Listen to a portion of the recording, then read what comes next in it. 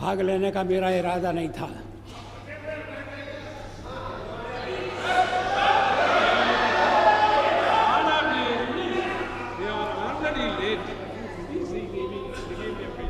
लेकिन जब मैंने सुना और पढ़ा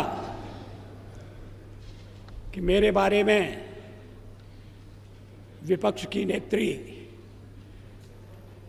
श्रीमती सोनिया गांधी ने विशेष उल्लेख किया है, तो फिर मुझे अपना स्पष्टीकरण देना आवश्यक हो गया। शोर शराबे में उनके शब्द सभी सदस्यों ने स्पष्टतः सुने या नहीं, मैं नहीं कह सकता, लेकिन मैं समझता था कि चलते चलते मेरा उल्लेख हो रहा है। लेकिन जब बाद में मैंने पूरा भाषण पढ़ा तो मुझे लगा कि ये चलते चलते नहीं है, ये छपते छपते भी नहीं है, ये पूरी तरह से सोच विचार करके भाषण दिया गया है। मैं उद्धृत कर रहा हूं उनके शब्दों को। The prime minister as the head of this government has to decide whether its primary duty is to protect the welfare of the people of India or to succumb to the internal pressure of his party and its sister organizations. क्या मतलब है इसका? Please. Shrimati Sonia Gandhi क्या कहना चाहती हैं?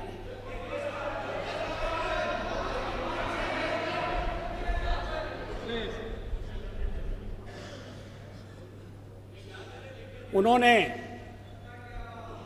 प्रधानमंत्री के नाते मेरे प्राथमिक कर्तव्य की याद दिलाई है। प्राइमरी ड्यूटी,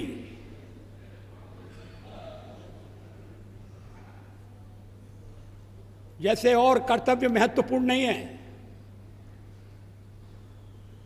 परिवार के दबाव में आना या नहीं आना, अपना कर्तव्य पूरा करना या नहीं करना, और कर्तव्य की सबसे बड़ी कसौटी उनकी यही है कि मैं कहीं अन्य संबंधित संगठनों के दबाव में तो नहीं आ रहा। ये हमारा जो हमारे परिवार का मामला है उसमें सोनिया जी दखल न दें।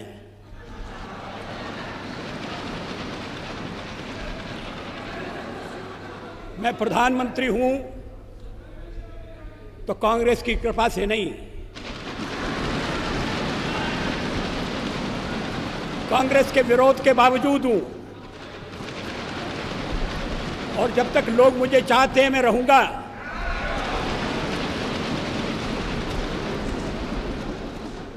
लेकिन अब मेरे बारे में इतनी रुचि लेने की आवश्यकता क्या है?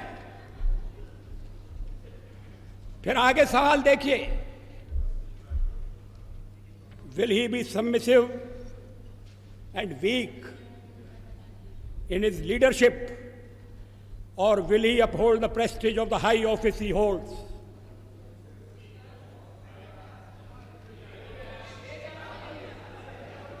इसके पीछे क्या भावनाएं? ये कहने का मतलब क्या? ये मेरे ऊपर आरोप है कि मैं दबाव में काम कर रहा हूं, गलत है।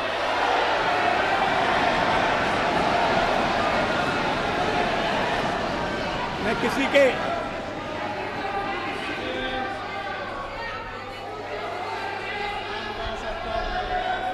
उपाध्यक्ष महोदय, मैं किसी के दबाव में काम नहीं करता। पार्लियामेंट का जीवन इस बात का साक्षी है। मैं अभी पढ़ रहा था 1961 में संयुक्त बैठक में मैंने जो भाषण दिया था मैं उसको पढ़ रहा था। वो दहेज के सवाल पर संयुक्त बैठक हुई थी और मैंने उस समय दहेज का विरोध किया था। मुझे बाद में सुनना पड़ा चर्चा में कि आप तो पुरातनवादी हैं, परंपरावादी हैं, या आप दहेज का विरोध क्यों कर रहे हैं?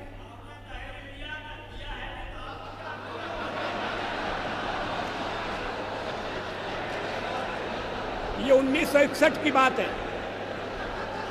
1957 में मैं पहली बार लोकसभा का सदस्य चुना गया, प्रतिपक्ष की ओर से चुना गया। अगर मैं दबाव में काम करता तो फिर पता नहीं क्या हो जाता। दबाव में काम करने का मतलब है किसके दबाव में? आपको बड़ी चिंता हो रही है मैं किसी के दबाव में न रहूं।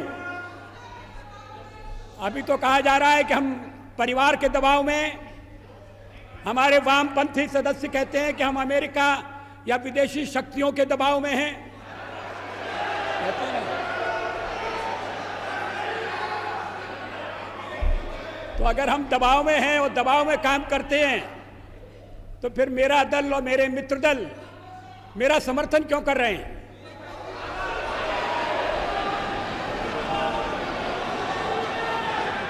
इसका औचित्य क्या है? वो जानते हैं कि मैं दबाव में काम नहीं करता। संसार का विरोध मोल लेकर हमने अणु परीक्षण किया, किसी दबाव में हम नहीं आए। अणु परीक्षण के मामले में जो पूर्व प्रधानमंत्री हैं उन्होंने किस तरह से व्यवहार किया था, मैं सारा चिट्ठा सदन के सामने रख सकता हूं।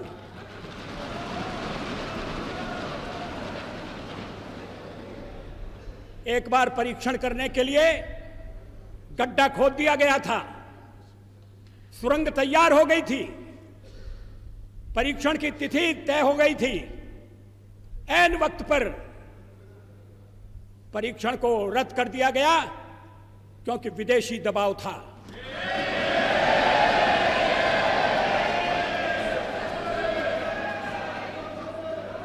मैं दबाव में काम नहीं करता।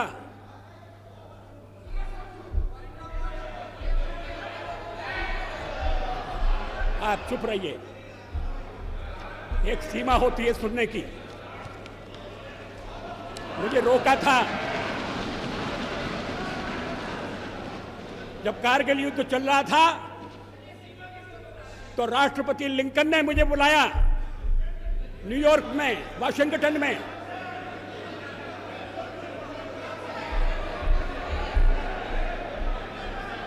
राष्ट्रपति क्लिंटन ने,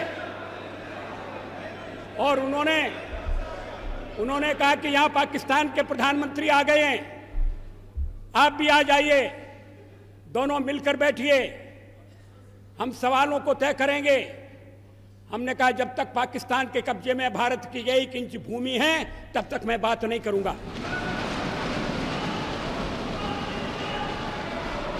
और मैं अमेरिका नहीं गया, अमेरिका के दबाव में नहीं आया।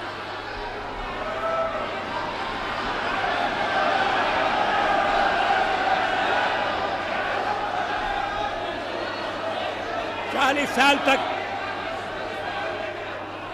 इन्हें क्यों बेचैनी हो रही है? मुझे टोकने का मतलब क्या है? मिस्टर, आपको सच बात सुनना कड़वी लगती है? इसके आगे देखिए, his moment of reckoning has come.